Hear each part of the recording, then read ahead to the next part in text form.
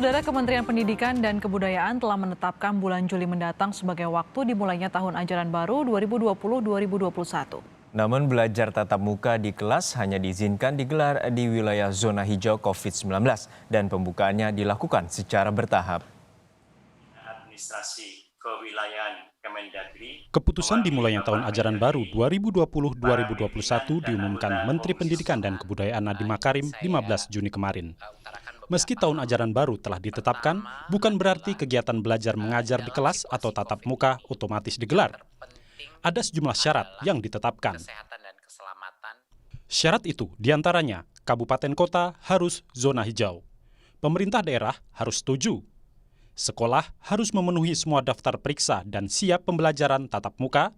Dan yang utama, orang tua murid setuju pembelajaran tatap muka. Nadiem menegaskan, selama pandemi belum berakhir, keselamatan dan kesehatan pelaku serta peserta didik beserta keluarga mereka jadi prioritas utama. Dalam situasi COVID ini, yang terpenting adalah kesehatan dan keselamatan para murid-murid kita, guru-guru kita, dan keluarganya murid-murid kita. Dan prinsip dasar itulah yang kita gunakan. Makanya dalam paparan ini akan terlihat bahwa relaksasi dalam pembukaan sekolah ini dilakukan dengan cara yang paling konservatif yang bisa kita lakukan. Artinya ini merupakan cara terpelan untuk membuka sekolah sehingga keamanan itu diprioritaskan. Berdasarkan data Kemendikbud dan keputusan bersama 4 menteri, saat ini 94% peserta didik berada di zona kuning, oranye, dan merah yang tersebar di 429 kabupaten kota. Dan hanya 6% saja peserta didik di zona hijau dalam 85 kabupaten kota.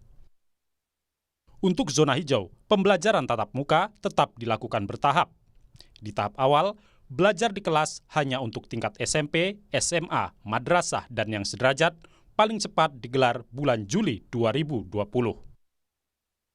Kemudian, menyusul tingkat SD, madrasah ibtidaiyah, SLB, dan sederajat 2 bulan kemudian, yakni paling cepat bulan September 2020.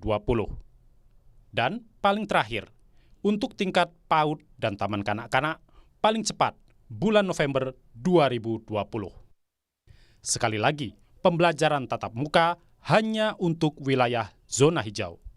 Itu pun akan diatur dengan penerapan protokol kesehatan pencegahan COVID-19, seperti menerapkan jarak fisik, memakai masker, juga pelindung wajah. Lalu tersedianya toilet bersih, sarana cuci tangan dengan air mengalir, hingga peserta di kelas dibatasi hingga 50% dari kapasitas normal. Bila selama masa transisi, ternyata zona hijau berubah jadi kuning bahkan merah, maka pendidikan tatap muka di kelas bisa dihentikan dan kembali ke sistem belajar jarak jauh. Tim Liputan, Kompas TV.